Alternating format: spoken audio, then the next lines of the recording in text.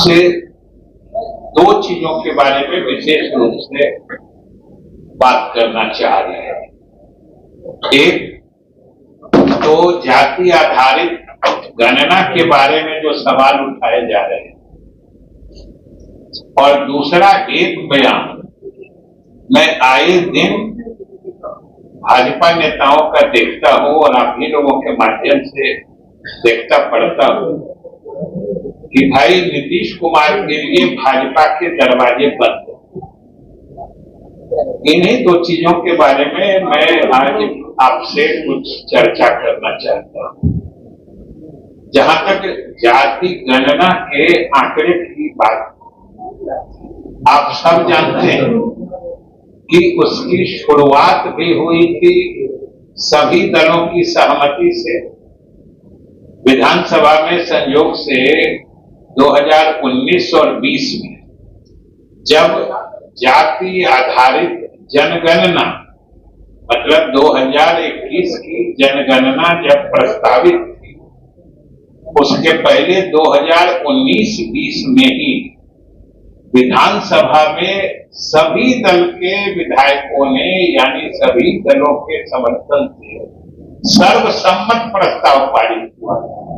संयोग से वो दोनों प्रस्ताव जब पारित हुए थे तो मैं विधानसभा का अध्यक्ष, हमारी ही अध्यक्षता में दोनों प्रस्ताव पारित हुए और केंद्र सरकार से अनुरोध किया गया था कि भाई आप जो 21 वाली जनगणना कराइएगा तो वो जाति आधारित, उसमें जातियों, अलग अलग जातियों के संख्या की भी गणना होनी चाहिए। तो खैर उस समय उसके बाद सभी दलों के प्रतिनिधि मंडल भी मुख्यमंत्री के नेतृत्व में प्रधानमंत्री से हम लोग मिले थे, मुख्यमंत्री के नेतृत्व में। संयोग से उस समय भाजपा के साथ ही हम लोग की सरकार थी। राजद मुख्य विपक्षी दल थे, उसके नेता तेजस्वी जी भी उस प्रतिनिधि मंडल में थे, भाजपा के मंत्री भी उस प्रतिनिधि मंडल में थे।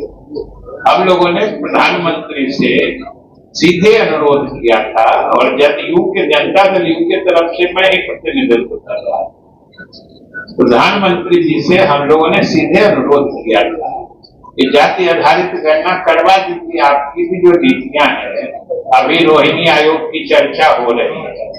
हमने उसी समय, समझिए 2021 के अगस्त में हम लोग मिले, हमने उसी समय कहा था कि रोहिणी आयोग जो आपने ही बनाया है उसके जो रिपोर्ट आने वाले हैं उसमें भी है कि जो ओबीसी हैं, अन्य पिछड़ी जातियां हैं, इनके अलग अलग उप श्रेणियों में बांटा है। तो उप श्रेणी में बांट के अगर गणना नहीं होगी तो उसके आधार पर फिर बातें कीजिए।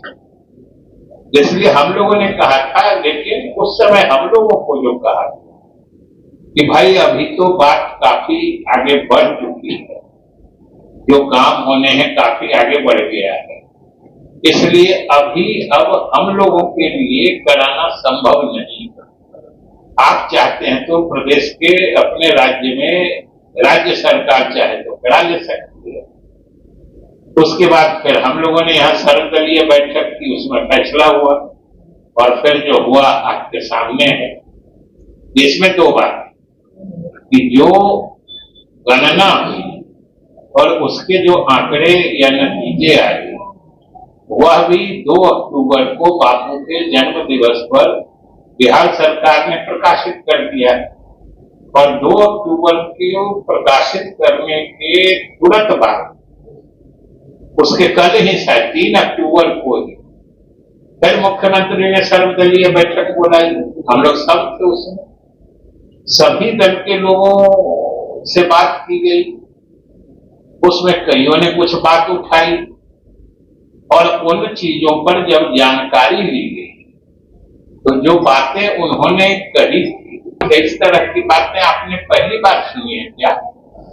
आप क्यों विचलित परेशान?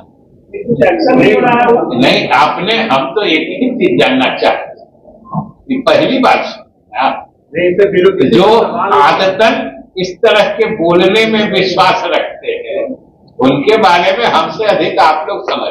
बार बार बयान आपके सवाल और उठाया, जूतों की माला पहनाने के लिए बोल रहे सुधाकर सिंह डीएम कलेक्टर को। वही तो कह रहे हैं कि भाई सुधाकर जी बोल रहे हैं, अब विपक्षी लोग सवाल उठा रहे हैं, ये कनेक्शन नहीं देख रहे हैं आप? नहीं, वो कह रहे हैं ये कनेक्शन आपको नहीं दिख रहा है कि वो बोल रहे हैं तो उनके दल या गठबंधन के लोगों को कोई परेशानी नहीं, बोलते वो है, परेशान विपक्षी लोग यहाँ हो जाते हैं। अब ये जरा जुड़ाव समझिए। हैंडल कहाँ से हो रहे हैं?